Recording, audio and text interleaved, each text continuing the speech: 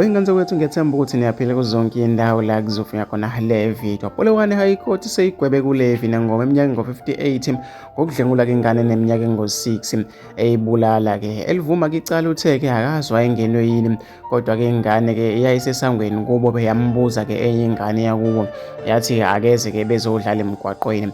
Yena ke wayikhohlisa ingane wathi ke nangu ngendlini uthi ke akuze yona. Yaba ke ukungena endlini wayidlengula wathi ke seqedile wakhuluma noma wakhumula ishethi wayinhlinya ngalo ke yaze yashona. Ingane ke noma ke ingane ke bekungumakhelwane wakhe.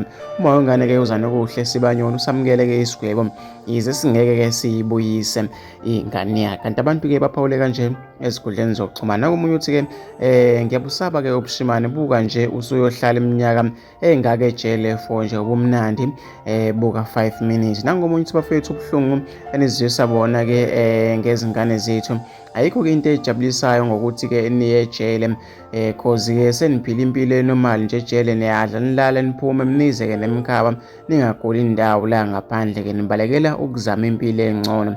Kubeke ejele nidla 1 ngeviki ngaba kekho ke ocabanga ukuthi ke kumele enze into embi kanje. Manje ke niyazi ukuthi ke kuyadliwa kahle nilibala ukulala nje noma niqeda iphume ke nizobulala futhi. Uyamazi ke umama lengane ke ubuhlungu ke abhekane nabo noma ke abuzwile. Sesiseke sisaba ukushiya ingane zethu nomalume nobaba bazo. Ngifisa ukuthi ke ngathi kungathiwa ke umuntu onukubeza ingane akabulawa ke kabuhlungu wengane zakwethu. Mina ke ngifisa ukuthi ngizovula khona umbono ukuthi wena ucabangani ke ngalolu daba.